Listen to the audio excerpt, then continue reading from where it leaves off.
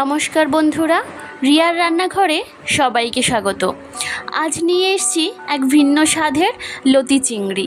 হ্যাঁ, লতি চিংড়ি কিন্তু এই গরমের সময় খেতে বেশ ভালো লাগে। লতিগুলো আমি এখানে আগের দিন রাতের বেলা কেটে রেখেছিলাম।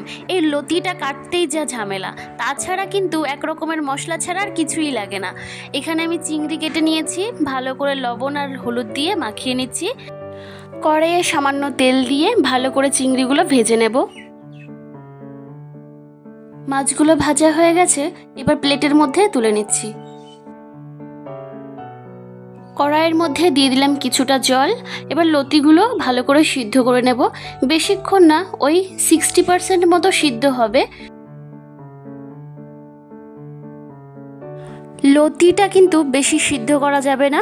বেশি সিদ্ধ করলে লতিগুলো একদম গায়ে গায়ে লেগে যাবে, খেতেও ভালো লাগবে না আর দেখতেও ভালো লাগবে না। লতি সিদ্ধ হয়ে গেছে, এবার নামিয়ে নিচ্ছি আলাদা একটা পাত্রে।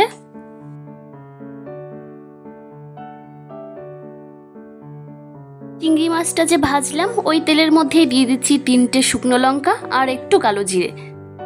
ব্যাস, নাড়াচাড়া করে সিদ্ধ করে রাখা লতিটা এর মধ্যে দিয়ে দিচ্ছি।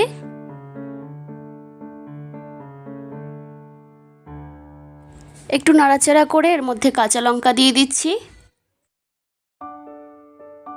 আর দিয়ে দেব স্বাদ মতো লবণ। দিয়ে দিচ্ছি হাফ চামচ হলুদ। ভালো করে 4-5 মিনিটের মতো ভেজে নেব। এরপর দিয়ে দিচ্ছি উষ্ণ গরম জল।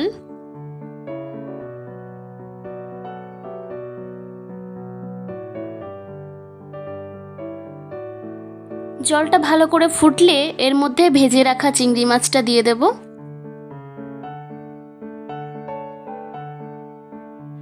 এরপর একটা ঢাকনার সাহায্যে 5 মিনিটের জন্য ঢেকে দেব।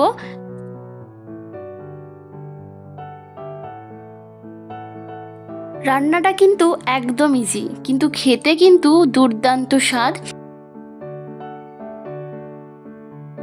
হাই ফ্লেমে আরও 10 মিনিট ভালো করে জাল দিয়ে নেব। আপনাদের যদি লতিটা আগের দিন থেকে ছাড়ানো থাকে তাহলে কিন্তু এই রান্নাটা একদম সময় লাগবে না, 10 থেকে 15 মিনিটের মধ্যেই রান্না হয়ে যাবে। ব্যাস, লতি চিংড়ি রেডি, নামিয়ে নিচ্ছি। ভিডিওটি ভালো লাগলে অবশ্যই লাইক করবেন, আর আমার চ্যানেলে যদি নতুন হয়ে থাকেন তাহলে অবশ্যই সাবস্ক্রাইব করবেন, বন্ধুদের সাথে শেয়ার করবেন এবং রেসিপিটি ট্রাই করে অবশ্যই আমাকে কমেন্টে জানাবেন। ধন্যবাদ।